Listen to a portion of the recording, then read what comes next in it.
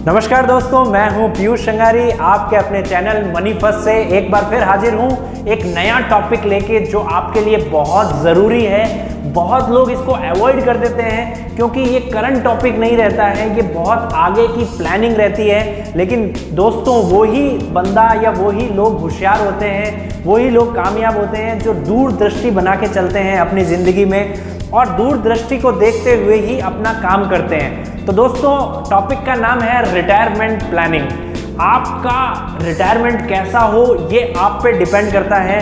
अगर आप अभी से उस पर सोचते हैं, उस पर विचार करेंगे तो आपका रिटायरमेंट अच्छा रिटायरमेंट हो सकता है। आप अगर उसको इग्नोर करते जाते हैं, अवॉइड कर रहे हैं उस कंडीशन को, तो आपका रिटायरमेंट बहुत बदतर भी हो सकता है। जी हाँ दोस्तों, रिटायरमेंट प्लान पे अपन बात करेंगे आज इस वीडियो में। दोस्तों, एक आंकड़ा मैं आपको बताना चाहता हूँ कि इस भारतवर्ष में, इंडिया में सिर्फ 7.5% लोग ही ऐसे हैं जिनका पेंशनेबल जॉब है, जिनको रिटायरमेंट होने के बाद पेंशन मिलेगी जिससे वो सर्वाइवल कर सकते हैं। दोस्तों, आज का ऐसा टाइम है, आपको कभी भी अपने बच्चों पे निर्भर नहीं रहना चाहिए, कभी भी किसी रिश्तेदार पे निर्भर नहीं रहना चाहिए कि वो हमारा पालन पोषण कर देंगे। आपको खुद ही अपनी प्लानिंग करनी चाहिए। जैसे हम छोटी प्लानिंग करते हैं, हमें घर खरीदना है तो हम प्लान करेंगे कितना प्लॉट लें, उसका क्या बजटिंग हो, कितने रूम बनाएं, कितनी स्टोरीज का करें, क्या हमारा बजट है। हम कार खरीदते हैं तो हम 10 जगह ट्रायल लेते हैं, फिर उसके बाद हम अपने बजट के अकॉर्डिंगली कार को घर पे लाते हैं। वैसे ही रिटायरमेंट प्लानिंग, जी हाँ दोस्तों, बहुत कम लोग इस पे ध्यान देते हैं जिससे कि उनको बाद में उनको उठाने पड़ते हैं कदम, ऐसे जो कदम उन्हें नहीं उठाने चाहिए थे। इसलिए हम अभी से इसको प्लान करके चलें तो बहुत अच्छा है। दोस्तों, बता दूं, गवर्नमेंट में भी कुछ एम्प्लॉयज़ हैं जिनका जीपीएफ के थ्रू एनपीएस में निवेश होता है, कुछ पैसा वो भी इक्विटी मार्केट या डेट मार्केट में निवेश होता है। उसके तहत उनकी आगे आने वाले टाइम में पेंशन बनती है। कुछ बड़ी कंपनीज में भी ईपीएस के थ्रू उनका पैसा कटता है और आगे आने वाले टाइम में उनकी पेंशन बनती है जिससे कि वो रिटायरमेंट अच्छी तरीके से जी सके।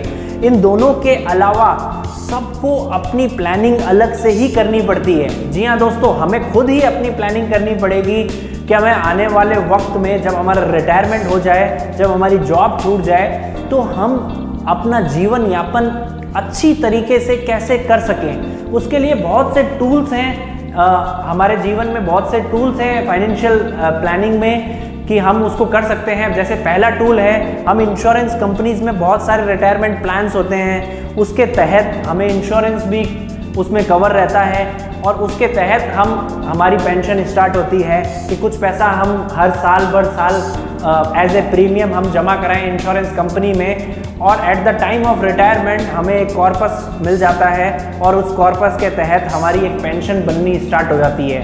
दूसरा टूल है, म्यूचुअल फंड्स में भी बहुत सारे रिटायरमेंट फंड्स हैं जिसमें हम पर मंथ या फिर एक लमसम पैसा उसमें डाल सकते हैं और वो भी हमारे रिटायरमेंट के बाद हम उसको एज ए पेंशन के रूप में उसमें काम ले सकते हैं। तीसरा टूल है, कोई भी एसआईपी, कोई भी म्यूचुअल फंड में किसी भी स्कीम में निवेश करके एसआईपी के थ्रू एक कॉर्पस क्रिएट करना और उस कॉर्पस को फिर किसी डेट फंड में या किसी बैलेंस फंड में डाल के उससे हम प्रति महीने उसमें विड्रॉ करके अपनी पेंशन को बना सकते हैं। चौथा टूल है इक्विटी निवेश करके, डायरेक्ट इक्विटी में। अगर आप जानकार हैं कि शेयर्स में, कौन से शेयर्स में पैसा इन्वेस्टमेंट करना चाहिए, कब निकलना चाहिए, अगर आप जानते हैं ये सब चीज़, तो ही आपको इक्विटी में डायरेक्ट निवेश करना चाहिए।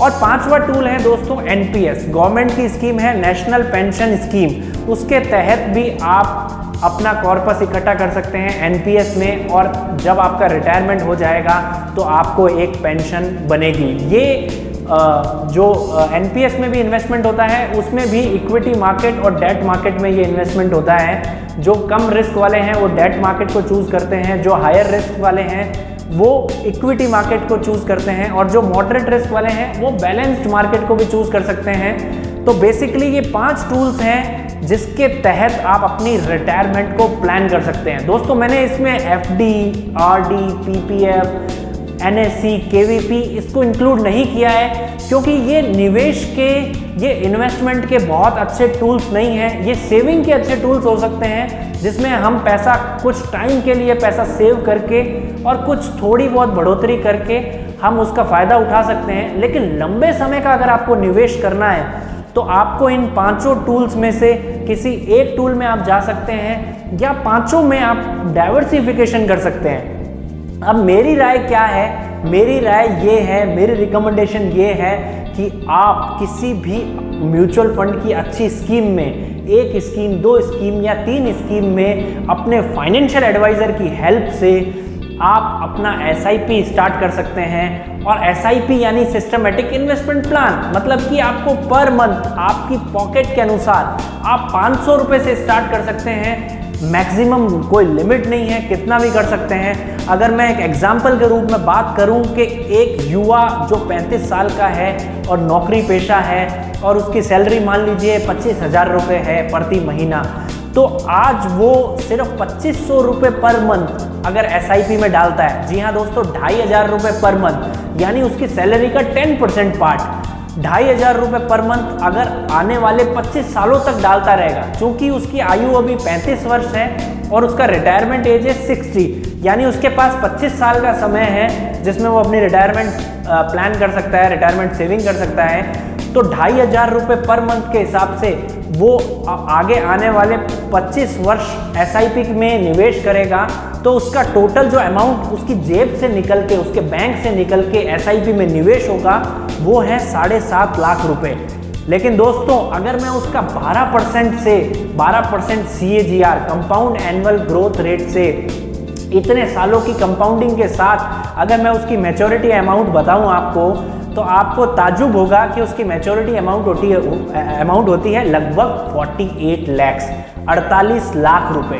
2,500 रुपये पर महीना इकट्ठा करके वो 48 लाख रुपए इकट्ठे कर सकता है अपने रिटायरमेंट पे, और उस पैसों से वो एक डेट फंड में निवेश कर सकता है और उसका अगर 6 से 7% रिटर्न भी माने तो वो 25 से 30,000 रुपये पर मंथ की पेंशन को क्रिएट कर सकता है। जी हाँ दोस्तों, अब पॉकेट पे अलाउ करता है। अगर आप 5,000 की करते हैं तो 25 साल बाद वो 94-95 लैक्स हो जाएंगे। अगर 10,000 की करता है तो लगभग 2 करोड़ रुपए का कॉर्पस इकट्ठा कर सकता है। तो दोस्तों प्लानिंग का दौर है, पुराना जमाना नहीं है कि जो होगा देखा जाएगा, ऐसे कर लेंगे, ऐसा नहीं चलने वाला।